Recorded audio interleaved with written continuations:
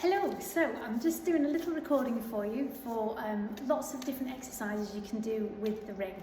Now this video is not meant to be a follow along for the time I'm talking because it may be that actually I'm just going to show you an exercise once or twice that when you're using your ring you're probably going to want to do quite a lot of. So I'm going to literally show you the exercises and then it's up to you to decide whether you want to do maybe, do 5 of something and then rest and then do it again, or whether you're going to just keep going for several minutes with something. So there's lots and lots of options. So I just wanted to show you just quite how varied this ring is. So a lot of the ways that you can use it is to really help with abdominal strength and the core as a whole. So making sure you are turning on your core, and if you're not sure how to do that because you've just bought it, make sure you speak to the clinic about getting booked in for us to actually teach you what the core is. So that deep pelvic support. Now, one of the really lovely ones which works the shoulders and the abdominals, sitting tall, holding that core strong, and then as you push down, keeping straight elbows. So when we're pushing down, I'll just turn sideways, on the downward push, we don't want to be changing the shape of our spine. So we're not rounding, we're not lifting elbows, it's literally just pull. And your abdominal muscles should be pulling in, not pushing out, and that's so important. It needs to be an outward breath, push and release. All the effort for this one should be felt under your arms, down the side of your body and in the abdominals. Never here, never in the side of the neck. So another lovely shoulder and abdominal one is to have your arm out to the side, keep a straight arm, so when you push, it's the palm of the hand that's pushing in and then release. So again, we're not lifting the elbow, we're not trying to crush it, it's just downward press. And the ring wants to sit on your hip bone, not up into your waist, because that just hurts. So keeping it down on the hip, nice and tall chest, holding that core, breathe out as you squeeze, into release. And like I say, you can do 5, have a few seconds rest and repeat it. You might want to do 10, 15, or just gently keep going until you feel a sense of fatigue. So the shoulder ones, some really good ones. Keep your elbows tucked in, palms are open so we don't grip the handle because that makes your elbows stick out. Fingers open, palms open, fingers forwards. And then when you press, you're going to squash the handles in. Now the really important thing, if you watch here from the shoulders, we shouldn't be shrugging up. That's really bad for your neck. So a tall chest, relax those elbows into the side, and then holding that core steady, squeeze and release. So all the effort is your biceps across your chest and down those abdominals. And like I say, I'm whipping through them fast. Pick and choose which ones you want to do. Don't do too much on your first go. So palms open again, so we're going to have the fingers pointing out. This time you really have to keep those elbows in. Now, the ring isn't going to move much. All you're going to do is push the hands apart and then release. Pushing again. Now, as we push out, the shoulder blades should be pulling together, so we're narrowing off the back and keeping the elbows tucked in so that the effort is coming from the back of the shoulders. If you let your elbows go out, all you're going to do is strain here, which is not fun. So that's another lovely one for the arms. Now, in terms of legs, move back a little bit. So popping it between your knees, always make sure you sat on something low enough that your feet can rest on the floor.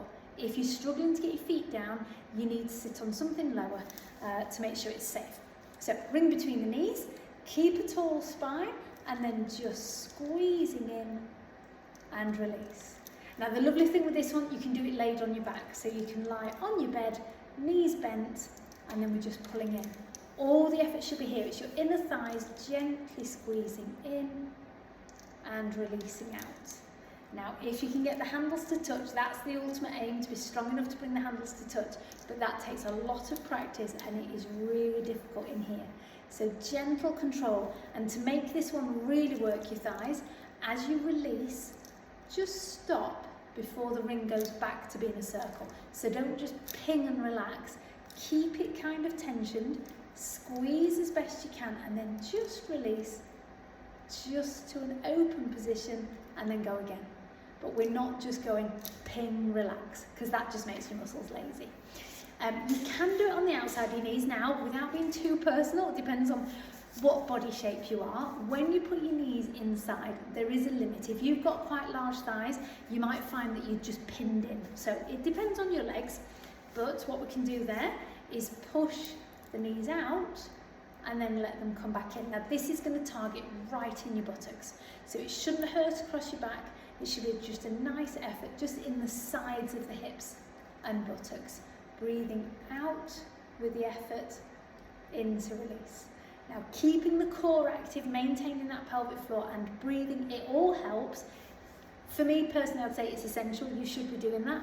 If you're not, just make sure you're not feeling anything in your back. If you're doing this wrong, your back is going to tell you about it. Now, there is one that's a fabulous exercise which is really great for knee strength but also stability. I'm just going to tip the camera downwards slightly. Okay, so with this one, what you will do is put your foot on the top.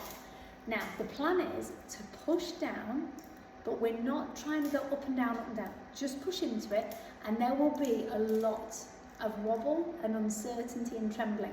Now, when it's trembling like that, your aim is to stabilize it, keep pushing downwards, but not letting it just do this. So we shouldn't push hard enough that it kicks out. Now it takes some practice, not least of all, just being able to get your leg this high.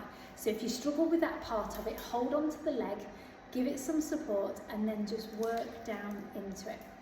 The aim being that you're going to build your strength up, that without the other leg helping, you can push down and react to all those little twitches and shifts, and they happen, it's going to shift, but you're going to work hard with both the front and the back of your thigh to stabilise, which is particularly brilliant for your knee. Now, there is a way of also using it for like an assisted push-up. It's a tricky one to get used to, but it can work quite nicely. Just turn you sideways.